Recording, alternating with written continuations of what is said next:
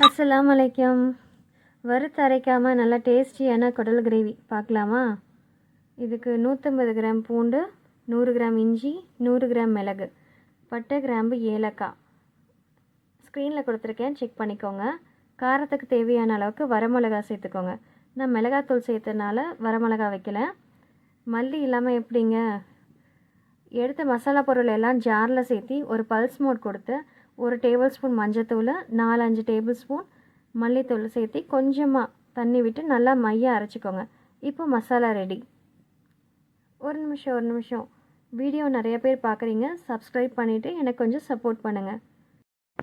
குக்கரில் 50 mlக்கு எண்ணெய் சேர்த்திக்கோங்க. அரைச்ச மசாலா எல்லாம் சேர்த்தி நல்லா வதக்கின பிறகு 3 நல்லா நறுக்கின தக்காளி சேர்த்திக்கோங்க. நல்லா கழுவி வச்சுருக்கிற நுரையீரல் சேர்த்தி ஒரு 2-3 நிமிஷம் வந்துட்டு நல்லா வதக்குங்க. அப்புறமா குடல் சேர்த்திக்கலாம். ஏன்னா நுரையீரலேருந்தே நிறையா தண்ணி விடும். இந்த கிரேவிக்கு மிக்ஸி ஜார் கழுவுன தண்ணியே போதுமானது, அதிகமாக சேர்த்திட வேண்டாம்.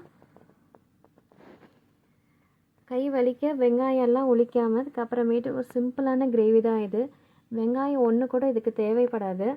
தேவையான அளவுக்கு உப்பு சேர்த்திக்கோங்க. சேர்த்திட்டு ஒரு 10-12 விசில் விட்டு இறக்கி நல்லா ஒரு தடவை கொதி விட்டு இறக்கி நல்லா சூடாக வந்துட்டு சர்வ் பண்ணுங்கள். பரோட்டா, இட்லி கூட எல்லாத்துக்கூடையும் செட் ஆகும். சாப்பிட்டு நல்லா என்ஜாய் பண்ணுங்கள்.